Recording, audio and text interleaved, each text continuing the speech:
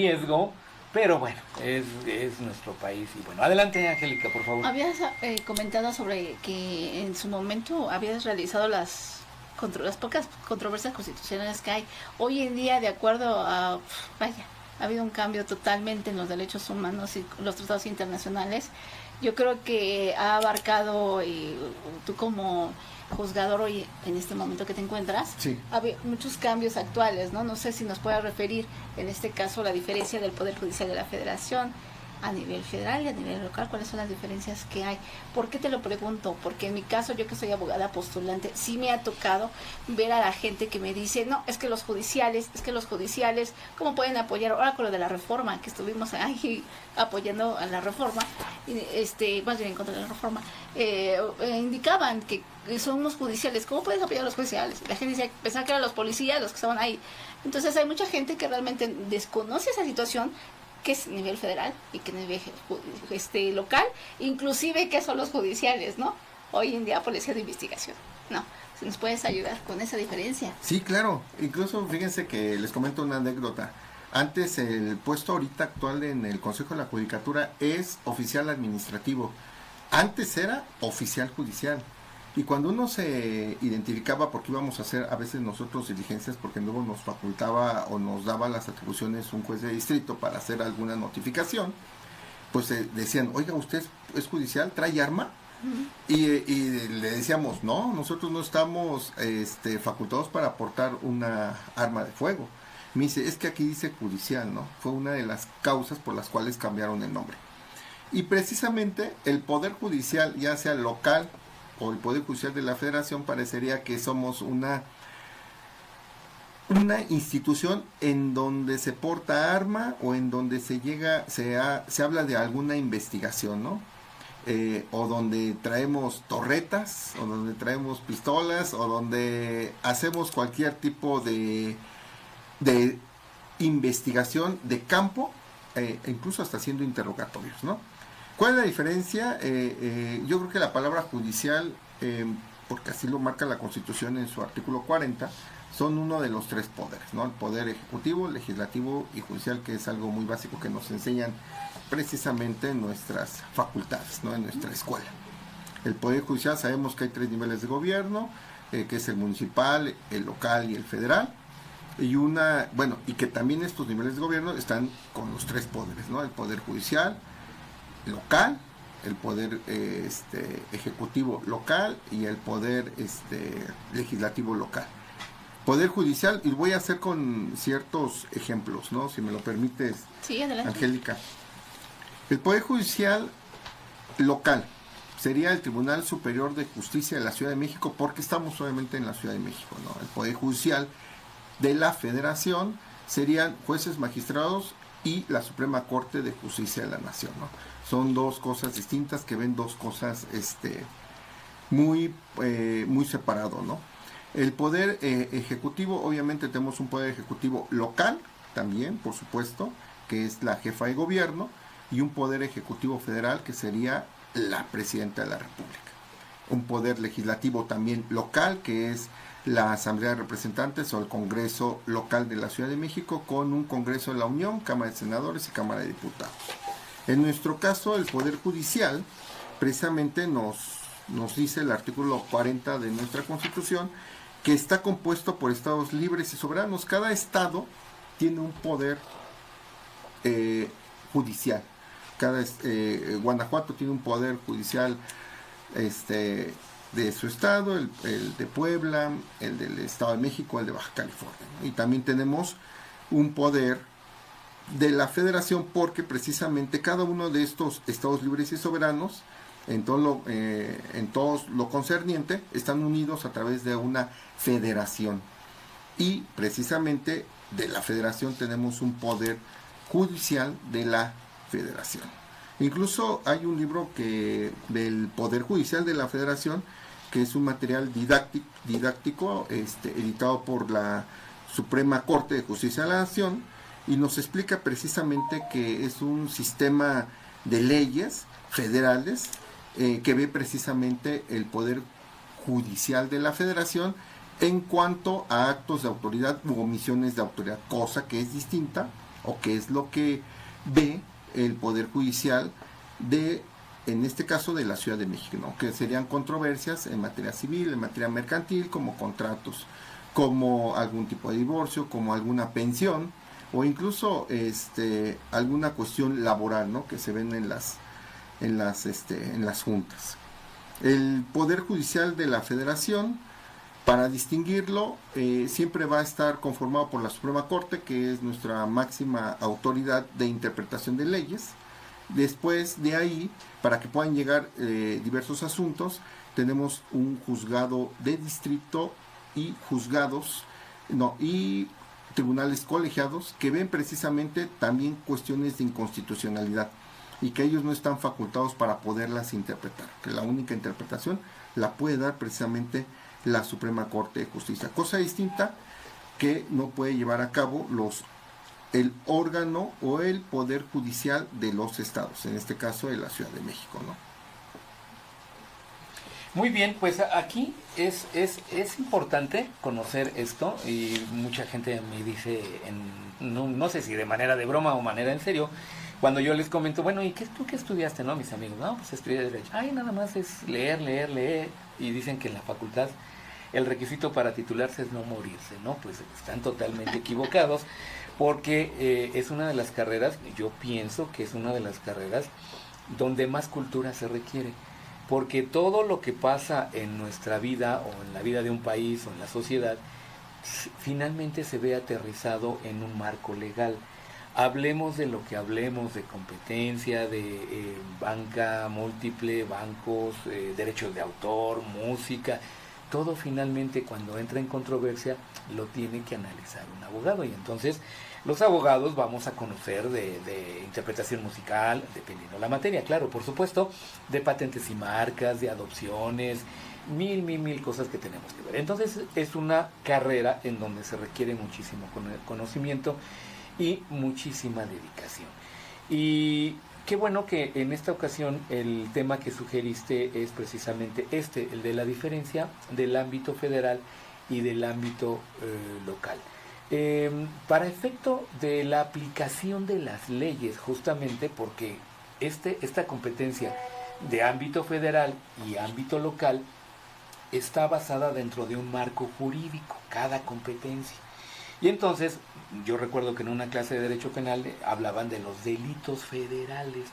Y entonces ahí nos preguntábamos nosotros en aquella ocasión, bueno, hay delitos locales y hay delitos federales. ¿Y cuál sería la diferencia? Pues obviamente del orden normativo de dónde proviene cada cosa, pero si nos quieres ampliar un poquito más sobre la esfera de la legislación federal y la legislación local.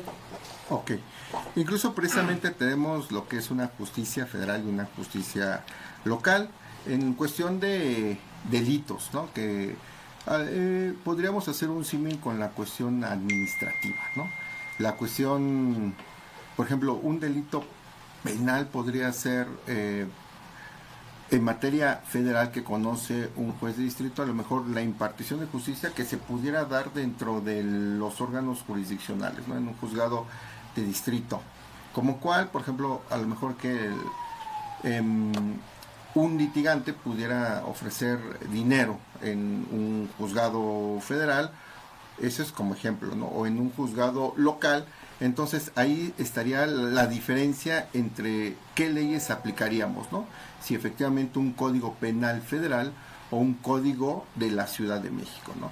En el caso de insisto, ¿no? En la cuestión administrativa, por ejemplo, tenemos la cuestión de las clausuras, ¿no? Uh-huh. Si bien es cierto, estamos en la Ciudad de México y debería de aplicarse esa normativa en un juzgado local, lo cierto es que no podría darse. ¿Y por qué razón? Primero porque con una demanda, lo voy a meter al campo del juicio de amparo. Correcto, adelante. Que es lo que precisamente manejo, ¿no? Supongamos el establecimiento mercantil es clausurado por una autoridad que se llama el INVEA. Está en la Ciudad de México y tu auditorio diría, bueno, pues no, que es una cuestión local. y digamos, en principio sí, pero el juicio de amparo ve actos de autoridad. Actos de autoridad con particulares. ¿Qué es esto? El juicio de amparo protege precisamente esos derechos, ¿no? Contra esa posible arbitrariedad de clausura. ¿Qué quiere decir esto? Viene el INVEA, le pone los sellos de suspensión y luego de clausura y le dice a un juez de distrito, oye, el INVEA me clausuró que porque no tengo un programa de protección civil, no tengo un extintor, no tengo mi uso de suelo, no tengo mi zonificación, mi constancia de zonificación. Y entonces nosotros empezamos a ver cuestiones, digámoslo así, locales, pero, ojo, siempre es una autoridad con un particular. Aquí, ¿qué derecho se ve? El derecho a la propiedad, el derecho a un debido proceso, ¿no? La autoridad, a lo mejor, no le dio o no le hizo saber primeramente, antes de clausurarlo o de indicarle una suspensión de actividades, qué papeles tenía que entregar. Simplemente llegó y clausuró, ya no dijo nada. Y entonces, el juez de distrito precisamente ve cuáles son cuál es el debido proceso. En este caso, pues obviamente como lo sabemos, y si no, bueno, lo comento, el debido proceso precisamente es, primero, el ofrecimiento de pruebas, bueno, el emplazamiento, el ofrecimiento de pruebas, los alegatos y finalmente una resolución que esté debidamente fundada y motivada. En este caso, una autoridad del INVEA no llegó diciendo qué le faltaba, nada más simplemente clausuró. Y entonces, al faltarle alguno de esos elementos, pues obviamente se le vulnera el derecho al debido proceso y, por qué no decirlo, a la libertad de comercio. Aquí se están viendo normas, obviamente, de carácter local, pero, insisto, es un acto de autoridad con un particular. El Poder Judicial local son actos entre particulares. ¿Qué hace el juez de distrito local? Dirime esa controversia entre un acto precisamente entre particulares, un divorcio entre el esposo y la esposa. ¿Qué más tenemos? Una pensión, ¿no? Del trabajador, semanas cotizadas entre la empresa y el trabajador, o incluso podríamos meternos en la injerencia del derecho notarial, ¿no? Unos socios quieren disolver su sociedad y entonces hay, supongamos, una usurpación de funciones de uno de los socios, incluso hasta un despojo, ¿no? Entraría ahí la cuestión local, el Poder Judicial local junto con el Poder Ejecutivo a través de sus procuradurías. E insisto, el Poder Judicial ve cuestiones de actos de autoridad con particulares, ya sea actos omisivos o actos propiamente dichos, ¿no? Claro está. Podríamos indicarles a nuestros radioescuchas que la diferencia, de manera más coloquial, que en materia, o más bien foro local, son todos aquellos que se encuentran en los tribunales de la Ciudad de México. Bien lo dijo usted, en los juzgados familiares, juzgados civiles, mercantiles, de arrendamiento, en las alcaldías. Prácticamente estamos hablando como de divorcios, pensión alimenticia, guardia y custodia, incumplimiento de contrato, incumplimiento de arrendamiento y todos los delitos que fueran de manera local. Ahora bien, si bien es cierto, en materia a Poder Judicial federal, estamos hablando de todos los actos en contra de las autoridades. En este caso, si a mí me afecta que, no sé, si no me quieren dar mi pensión del IMSS o del ISSSTE, ¿ahí qué puedo proceder? ¿Puedo proceder a un amparo? Mire, fíjese que hemos tenido controversias precisamente de incompatibilidad o compatibilidad de pensiones del ISSSTE. Por ejemplo, hubo una persona en donde estaba trabajando en una institución educativa llamada CONALEP, ¿no? Y fallece la persona. Y esta persona trabajaba en una procuraduría y tenía una pensión porque pues obviamente era su esposa, pero la autoridad ISSSTE no le dio esa pensión. ¿Por qué? Porque estaba trabajando. Y decía la autoridad en su argumento, no puedes recibir una pensión y que tú estés trabajando. ¿Qué hizo la Suprema Corte en relación a este artículo de la ley del ISSSTE? Precisamente dijo, es que provienen de dos cosas distintas. Una, pues obviamente proviene de una parte que ya falleció y que cotizó precisamente al ISSSTE, ¿no? Y la otra parte, bueno, pues apenas la estás cotizando, tú estás trabajando en la institución CONALEP y obviamente a futuro vas a tener una pensión. No es que sean incompatibles, ¿no? Sino provienen de dos cosas distintas, ¿no? Vienen de dos raíces distintas, vienen de dos trabajos distintos, ¿no? Entonces, aquí la Suprema Corte lo que hizo fue declarar la inconstitucionalidad del artículo 12 del reglamento de la ley del ISSSTE, diciendo, bueno, precisamente procede el amparo y te debe de conceder una pensión, el ISSSTE, para que tú puedas subsistir. Ahí ya comentamos las dos diferencias del Poder Judicial de la Federación y Poder Judicial local. Sí, mira, me voy a permitir leer los tres primeros mensajes, hay muchos más, pero Susan Serrano, excelente maestro, ya le están echando porras, qué bueno, qué bueno. Buenas noches, Saji presente. Arely Hernández, hola, presentes apoyando de parte de Saji en acción. Adelante. Permíteme, Ya se te movió. de Vania Mota García, buenas noches, Asociación Saji en acción presente. Veo que tienes muchos apoyos. Jan Morita también, muchos saludos, y Cecilia Ro. Muy bien, y ahorita nos explica si hay oportunidad. ¿Qué es Aji? ¿Qué es ají? No, nunca lo había escuchado. ¿Ají? Saji, S-A-J-I. así aparece S-A-J-I. como Saji. Muchos saludos de Saji. Y la mayoría dice Saji. Sí. No. El club de amigos. Oye, sí, y la seguramente. mayoría, y la mayoría son mujeres. Sí, Híjole, lo digo mucho, Bueno, a ver si alguien nos quiere escribir y nos quiere... obviamente nos están escuchando y entonces Sí. que nos aclaren eso, Esa ¿no? situación de qué significa Saji. Qué importante es. Yo creo que aquí también algo para que la gente entienda y comprenda mejor, porque precisamente hay público abogado y público que no son abogados, y entonces el derecho no es fácil, a veces hay que tratar de explicarlo de una mejor manera, y a mí se me ocurre, por ejemplo, recuerdo que en alguna ocasión esto que hablábamos de los delitos federales, y un maestro nos dijo, ¿no? A ver, ¿cuáles son los delitos federales? Pues aquellos que vienen en una ley federal.